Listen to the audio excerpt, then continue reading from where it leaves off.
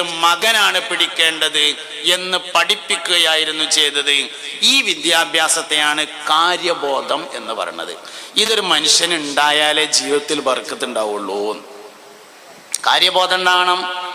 കാര്യബോധത്തെയാണ് ഹാലി എന്ന് പറയുന്നത്, അവസ്ഥ എന്ന് പറയുന്നത്. അബൂജഹൽ ലഅനത്തുല്ലാഹി അലൈഹി വിവരമില്ലാതിരുന്നതല്ല പ്രശ്നം, കാര്യബോധം ഉണ്ടായില്ല എന്നുള്ളതാണ് പ്രശ്നം. അബൂജഹൽ വിവരമില്ലാത്തവനൊന്നല്ല, ഓന്റെ ഒറിജിനൽ പേര് അബുൽ ഹക്കം എന്നാണ്. ഒറിജിനൽ പേര് അബുൽ ഹക്കം എന്നാണ്. വിവരമുള്ളവൻ തന്നെ. ഒരു വിവരമില്ലാത്ത ആളെ പിടിച്ചിങ്ങാണ്ട് ഖുറൈശികൾ നേതാവാക്കൊന്നുമില്ല. വിവരമുണ്ട്. വിവരം എത്ര ഉണ്ടായിട്ടും കാര്യമില്ല. ആ വിവരം ബോധമാണെങ്കിൽ മാത്രമാണ് കാര്യമുള്ളത് എന്നതാണ്. ബോധമില്ല എന്ന് തന്നെയാണ് പ്രശ്നം. ചിലപ്പോ ഞമ്മക്കും ഇല്ലാതാവലുണ്ട്.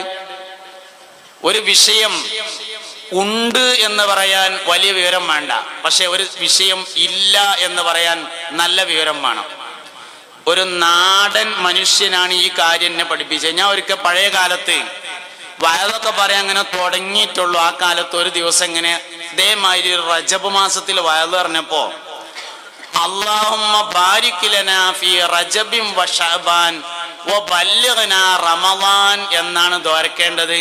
ഷഹ്റ റമളാൻ എന്ന് ദുആരക്കണ്ട, അങ്ങനെ ഹദീസിലില്ല എന്ന് പറഞ്ഞു. അപ്പം മലയാളം പരിഭാഷ മാത്രം വായിച്ച് പരിചയമുള്ള ഒരാൾ വയല് കഴിഞ്ഞു പോകുമ്പോ എന്നോട് പറഞ്ഞു, ഉസ്താദേ, ഒരു മലയാളം ബുക്കിൽ അബൂ നുഐം റളിയല്ലാഹു അൻഹു റിപ്പോർട്ട് ചെയ്ത ഹദീസിൽ ഷഹ്റ എന്നും കൂടി ഉണ്ട് എന്ന് കണ്ടിട്ടുണ്ട് എന്ന് പറഞ്ഞു.